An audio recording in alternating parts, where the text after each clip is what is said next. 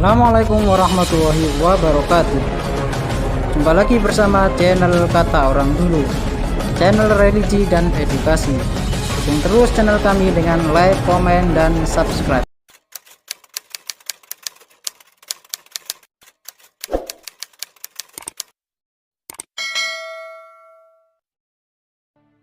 Sejarah pendirian Pondok Pesantren Dalwa dan perkembangannya. Ma'had ini didirikan pada tahun 1981 di Bangil dengan menempati sebuah rumah kontrakan. Dengan penuh ketelatenan dan kesabaran, Ustadz Hasan Baharun mengasuh dan mendidik para santrinya yang dibantu oleh Ustadz Ahmad bin Husain Assegaf, sehingga beliau mendapat kepercayaan dari masyarakat dalam waktu yang relatif singkat. Jumlah santri berkembang dengan pesat.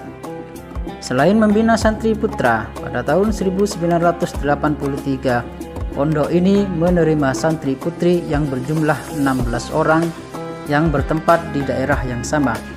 Dan pada tahun 1984 tempat pemondokan santri menempati sampai sebanyak 13 rumah kontrakan.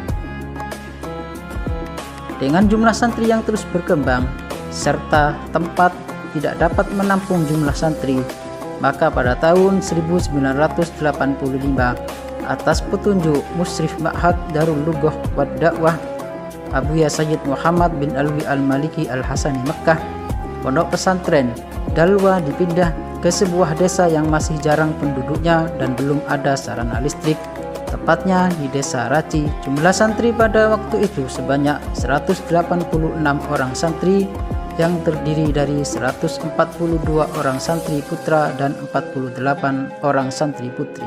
Setelah Ustadz Hasan bin Ahmad Baharun wafat pada 8 Safar 1420 Hijriah atau 23 Mei 1999, pondok ini kemudian diasuh oleh salah satu anaknya, yakni Habib Zain bin Hasan bin Ahmad Baharun, yang merupakan murid asuhan almarhum Abuya Habib Muhammad bin Alawi bin Abbas Al-Maliki.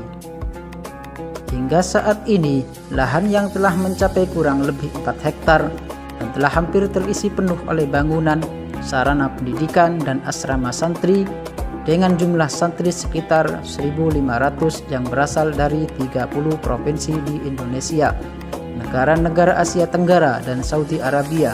Santri-santri dibina oleh tidak kurang 100 orang guru dengan lulusan atau alumni dalam dan luar negeri. Abuya Ustadz Hasan Baharun dikenal sangat supel dalam menjalin hubungan dengan semua kalangan. Beliau mampu menjalin hubungan dan memelihara hubungan tersebut dengan baik. Hal ini terlihat bahwa beliau mampu melibatkan berbagai elemen masyarakat dalam perjuangan dan dakwah Islam serta mengajak mereka berpartisipasi dalam perintisan dan pembangunan pondok pesantren. Dan di Pasuruan, beliau secara aklamasi ditunjuk sebagai Ketua Majelis Ulama Indonesia, walaupun beliau memberi syarat kalau pertemuan MUI harus di Pondok Dalwa.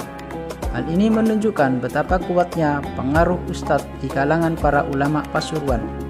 Hal ini sangat wajar karena beliau juga selain hubungan pribadi, juga beliau meluangkan waktunya untuk membantu mengajar bahasa Arab di berbagai pondok besar mulai dari Banyuwangi sampai ke Jawa Tengah. Hubungan Abuya Ustadz Hasan Baharun dengan Abuya Sayyid Muhammad Al-Maliki bermula sejak beliau ditunjuk untuk menjadi penerjemah ceramah dalam kunjungan dan silaturahmi Abuya Sayyid Muhammad Al-Maliki ke beberapa pondok pesantren di Jawa Timur. Abuya Sayyid Muhammad sangat tertarik dengan kemampuan bahasa Arab dan kepribadian Ustadz Hasan Baharun, sehingga setiap kunjungan ke Jawa Timur, beliau menjadi langganan sebagai penerjemahnya. Dengan pandangan hati, Abuya memerintah Ustadz Hasan untuk membuka pondok pesantren, serta setelah perkembangan pondok pesantren cukup pesat, beliau yang menyuruh agar pondok yang asalnya mengontrak rumah di Bangil agar pindah ke lokasi di Desa Raci, Kecamatan Bangil, dan memberi dana pertama untuk membangun pondok di Raci. Selanjutnya, Abuya Ustadz Hasan sering ke Mekah berziarah ke kediaman beliau dan sekaligus untuk mencari dana. Sambutan yang luar biasa diberikan oleh Sayyid Muhammad dan beliau sendiri yang menulis surat kepada para agniya atau memberikan memo agar membantu pembangunan pondok Dalwa.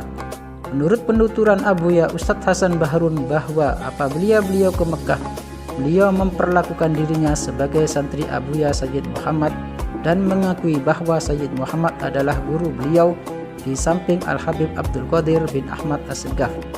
Walaupun demikian, Abuya Sayyid Muhammad memberikan penghormatan kepada Ustadz Hasan sebagai ulama, bahkan beliau diberi ruang khusus serta dilengkapi dengan telepon untuk memudahkan urusan. Dan untuk mempererat hubungan yang terjalin, Abuya Ustadz Hasan mengirim putranya Al-Habib Zain bin Hasan Baharun dan beberapa santri Dalwa untuk belajar kepada Abuya Sayyid Muhammad serta beberapa alumni Sayyid Muhammad yang di Jawa Timur. Oleh Ustadz Hasan diminta untuk mengajar di Ma'had Dalwa seperti Ustadz Ihya Ulumuddin, Ustadz Ahmad bin Husain As-Segaf, Ustadz Abdul Hadi Surabaya, Ustadz Soleh Al-Idrus, Ustadz Muhammad Al-Haddad, Ustadz Abdullah Mulahailah Malang, Ustadz Hilmi, Ustadz Amir Syarifuddin, Ustadz Abdullah Umar, dan lain sebagainya. Demikian pula Abuya Sayyid Muhammad mempunyai perhatian yang besar terhadap Ma'had Dalwa selain para santrinya yang berasal dari kawasan Jawa Timur, Probolinggo, Pasuruan, Malang, Sidoarjo, Surabaya, dan Gresik. Dianjurkan untuk mengajar di Ma'had Dalwa. Beliau juga senantiasa memberikan bantuan dan mengawasi perkembangannya. Demikian sejarah singkat perkembangan Pondok Dalwa.